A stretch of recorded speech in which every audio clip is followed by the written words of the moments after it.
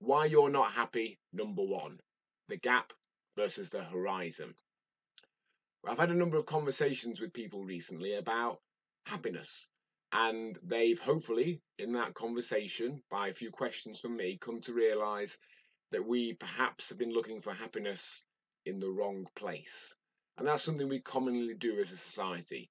We're almost taught on a daily basis by other people, what we see on social media, that happiness is a thing that will happen when we get to a certain point. And over the next few days, I'm going to cover a number of different ways we might be seeing happiness or our life in general that will make being happy considerably harder and that we would perhaps benefit from questioning. And the first one is the difference between the gap and the horizon. What we're tempted to do as a species is to see the things that are, in our definition, missing in our lives, the things that we'd ideally like to have. We see on social media people with these theoretically perfect lives with more money, a seemingly better relationship, further on in their careers, etc.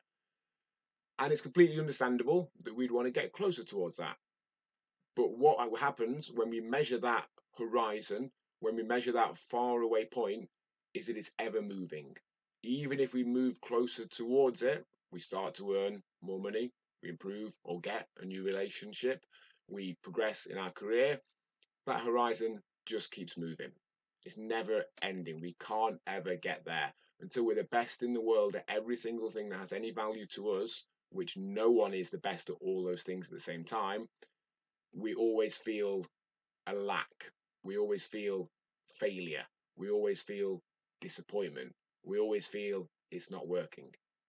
Success and getting happier could be argued to be lie in the gap between where we are now and a point we can reach relatively soon. So if we're out on the sea, getting our boat from where it is now to somewhere that we can see and we can measure our progress to.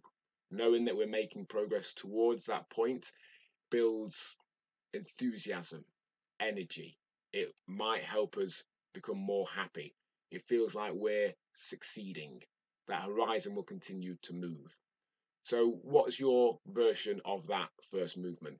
If we want to lose weight, rather than looking at the people that are several stone lighter than us or in a shape that perhaps realistically we'll never get to, could that first movement, that first gap that we fill, be to lose £2 or £5? If it's work related, could it be to do a few extra jobs, a few measurable things that we can tick off and build momentum with and feel we're succeeding at rather than constantly failing? Ultimately, if what we're looking at is the horizon, if we're continually measuring the difference between where we are now and that ever moving point, we'll never allow ourselves to be happy because we'll always perceive that we're failing and falling short.